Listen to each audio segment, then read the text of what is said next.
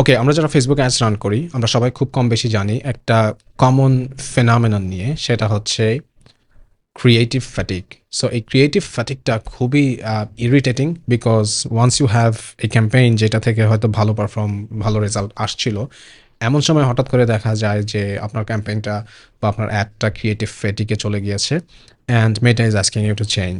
So এই টাইপের সিচুয়েশনে পড়লে কিভাবে ইজিলি এটা থেকে বের হয়ে আসতে পারেন সেটার ৫টা ওয়েজ আজকে আমি শেয়ার করব। এই ৫টা ওয়েজ আপনি ইউজ করলে আপনি খুব ইজিলি কিন্তু ক্রিয়েটিভ ফ্যাটিক ফেজ থেকে বের হয়ে আসতে পারবেন। তো ফার্স্ট ওয়ান হচ্ছে refresh content every 7 to 14 days. So আমরা জানি যে একটা অ্যাড ক্যাম্পেইন, একটা ক্রিয়েটিভ বেশিক্ষণ যদি রান করতে থাকে তখন ইভেন্চুয়ালি এটা ক্রিয়েটিভ ফ্যাটিক স্টেজে চলে যায়। So as we know that, so আমরা কিন্তু আসলে এটা আগে থেকেই প্রিভেনশনটা নিয়ে রাখতে পারি। সেটা হচ্ছে যে আমরা নতুন কিছু কন্টেন্ট টাইপস, নতুন কিছু ক্রিয়েটিভস ক্রিয়েট করে রাখতে পারি এবং এভরি 7 to 14 ডেজে কিন্তু আমরা এটাকে শাফল করতে পারি। সো আমরা যখন এটাকে শাফল করবো এভরি 7 to 14 ডেজ, তখন কিন্তু আর ক্রিয়েটিভ ফ্যাটিক ফেজে যাওয়ার মতো আর অপশনস বা চান্সেস থাকছে না। সো এই জিনিসটা ডেফিনেটলি মাস্ট ট্রাই, বিকজ অনেক বিজনেসই দেখা যায় একটা বা দুইটা কন্টেন্ট ক্রিয়েট করে এবং ওইটা দিয়েই basically through out the month campaigns run করতে চায়। বাট অ্যাকচুয়ালি একটা দুইটা কন্টেন্টের কিন্তু এখন আর ওইভাবে আপনি আউটপুটস নিয়ে আসতে পারবেন না। So you need to have like a content bank, যেখান থেকে আপনি হয়তো এভরি 7 to 14 ডেজ বা 21 ডেজ পর পর আপনি হচ্ছে ক্রিয়েটিভগুলোকে সাফল করতে পারবেন। That's the first one.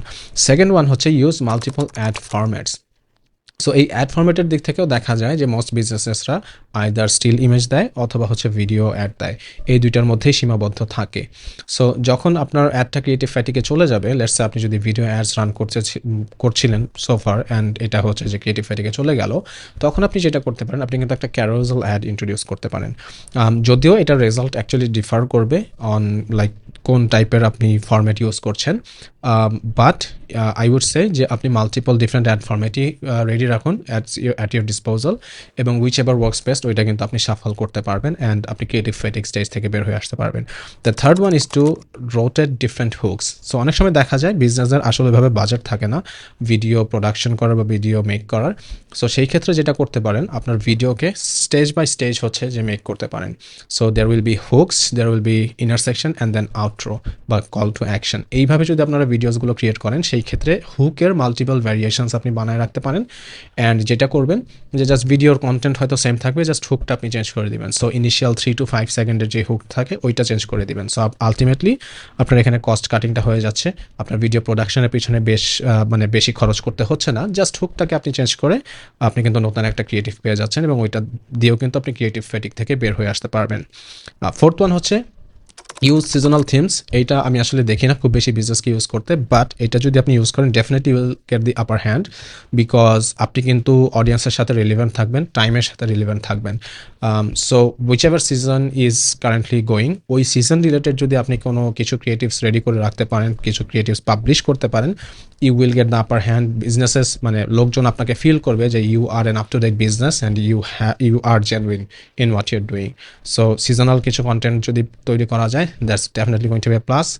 And finally, final one is to change the ad copy. So ad copy কিন্তু ডিফারেন্ট ভার্সনস আপনি ক্রিয়েট করেও কিন্তু ক্রিয়েটিভ ফ্যাটিক থেকে বের হয়ে আসতে পারবেন।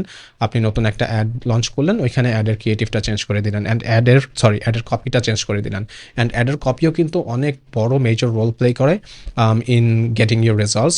সো অ্যাড কপিকে লাইটলি দেখার কিছু নেই।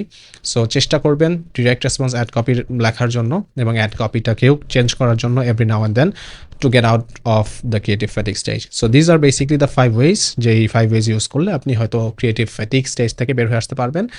অ্যান্ড বেসিকলি আপনাকে হাতে বা আপনার একটা কন্টেন্ট ব্যাংক থাকা উচিত, যেখান থেকে আপনি ক্রিয়েটিভসগুলোকে সাফল করতে পারবেন every now and then, and you will stay out of the creative fatigue stage. I hope this video is helpful and I'll see you in the next one. আসসালামু আলাইকুম।